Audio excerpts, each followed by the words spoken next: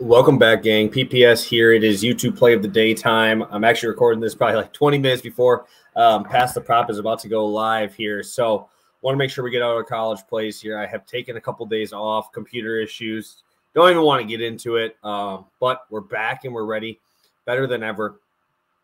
And we're coming at you guys for conference championship week, conference tournament week. Very, very excited to get after it today.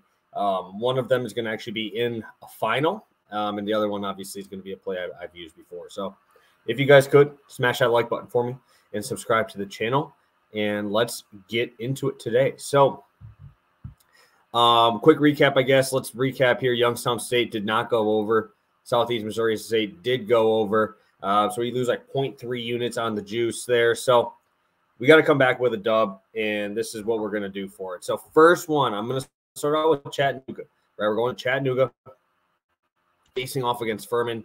Furman, obviously a team I love so much. I back them a lot, and I really want them to obviously get this win. I think there'll be a better matchup here if they get to the tournament. But Chattanooga is such a different team when Jake Stevens plays.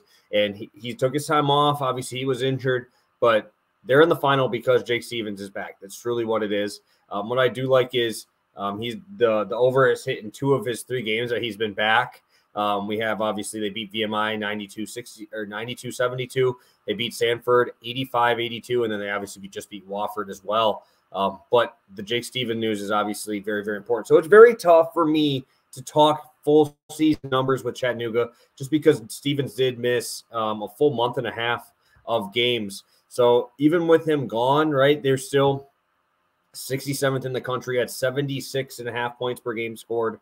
Furman allowing around 71 points per game. Chattanooga allows 72 points per game. Furman is 11th in the country at 82.2.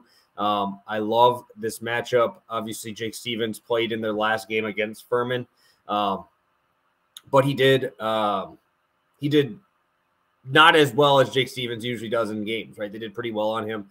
18-8-2. So a great line for a lot of teams, for a lot of players, but in a game here that he needs to obviously win, I expect him to put up better numbers than that. Also want to talk about how both teams really struggled from the 3-point line in that last game, and I think that brings this number down a little bit. I would expect this number around 151.5, 152. I thought it was going to be like low 150s, maybe possibly up to mid 150s just because of the Stevens news there. Even when we look at the last matchup, right, it was a 152.5 total, right? And these teams obviously went way under, but the reason they went under was because both teams shot terribly from the 3-point line. 15 for 56, right? That is mid 20%, right? Not great. Both teams shoot much better than that, or at least their season-long averages do speak to that. Obviously, Bothwell has been great. He dropped 22 in their first game. But I think that with the Stevens injury, we started seeing Jamal Johnson take a step up, averaging 14 points per game. We saw Delvin White take up a nice 10 points per game there. And Stevens, 41%. Jamal Johnson, 40%. 42.7% for Delvin White. I expect better 3-point shooting from Chattanooga. I expect a much better performance from Furman in terms of points scored here against these mocks. I love this over. Close enough spread that we can see some fouls at the end as well, 4.5 points. Sign me up. I love this over, and I think that last game definitely bring the number down from there, right? It was 152.5, and it ended up going into the 130. So expect points. Love this game. I really want to see Jake Stevens fight in this game. I think it's going to be pretty awesome to watch him. Obviously, I'm going to be excited for both teams. I love this conference.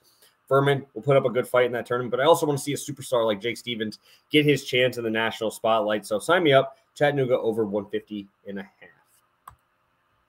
Again, guys, we're doing 2 1.5 unit plays, and it's going to be Gonzaga, a game I've talked about this a ton. I didn't pull up my screen on that first one just because I have both of them over here on FanDuel. 150.5 minus 110, over 76.5 minus 118.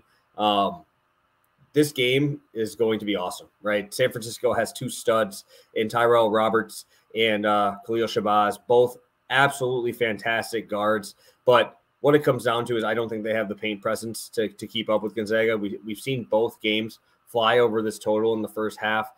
82 points in the game at San Francisco, 100 in the game at Gonzaga. We look at the overlying numbers, right?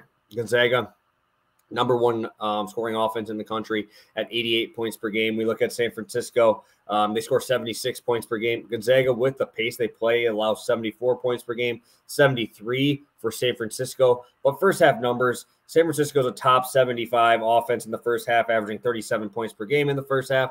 Gonzaga's number one at 43. So on average, we're seeing 80. I am a little bit worried about the legs, but we have so many guys who can score on the San Francisco team that just kind of swaps off. I really like that we saw Tyrell Roberts have his day in the second game when they played it to a 2-point game.